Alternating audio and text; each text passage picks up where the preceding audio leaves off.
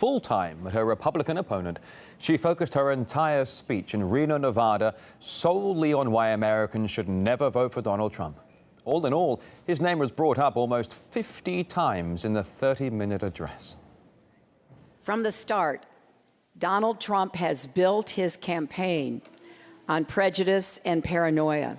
His bluster and his bigotry, Trump's lack of knowledge or experience.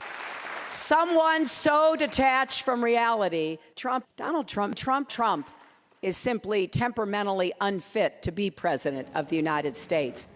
Also targeted in Clinton's speech was right-wing news site Breitbart and the so-called alternative right movement it's said to represent.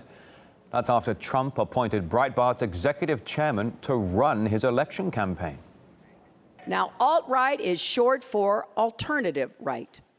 These are racist ideas, race-baiting ideas, anti-Muslim, anti-immigrant, anti-women, all key tenets making up the emerging racist ideology known as the alt-right. So the de facto merger between Breitbart and the Trump campaign represents a landmark achievement for this group. Clinton has also been outspoken about the movement. However, supporters describe it as a new brand of U.S. conservatism widely represented in online media by sites, for example, including Breitbart. Now, besides rallying against Trump's links with the so-called alternative right, Clinton also pinpointed the mastermind of this supposed rise of radical conservatism all around the world. Guyane Chichikan investigates. In the endorsement that Donald Trump received from the man behind Brexit, Nigel Farage, Hillary Clinton saw a Putin connection. The grand godfather of this global brand of extreme nationalism is Russian President Vladimir Putin.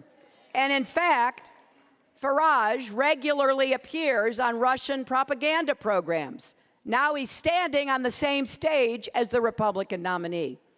Trump himself heaps praise on Putin and embraces pro-Russian policies.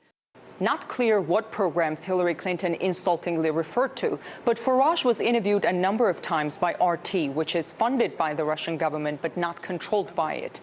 If Farage's appearance on RT is Hillary Clinton's proof of Putin being the godfather of right-wing movements, then Putin must be the godfather of left-wing movements too, as RT repeatedly interviewed the left-wing leader of the British Labour Party, Jeremy Corbyn, anti-austerity former Greek finance minister, Yanis Varoufakis, who was against Brexit, by the way. Here in the U.S., RT interviewed Green Party nominee Jill Stein, former Democratic candidate Bernie Sanders. We extensively covered Occupy Wall Street, hardly a right-wing movement. The fact is, we covered many movements which, at their beginning, were hardly noticed by the mainstream media.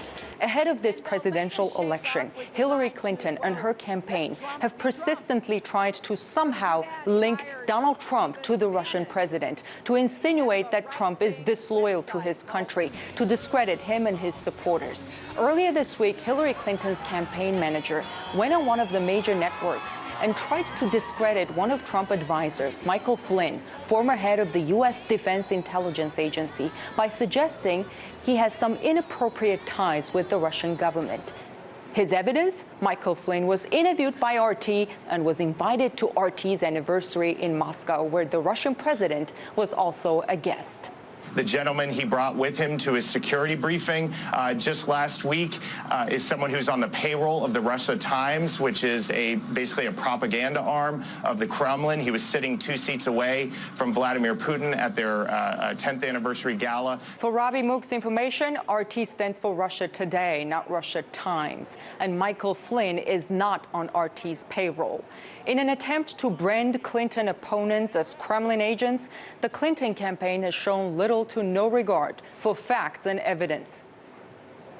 Former UK Independence Party leader Nigel Farage, who, as Guyane mentioned, was attacked by Hillary Clinton in her speech, has reacted to her comments.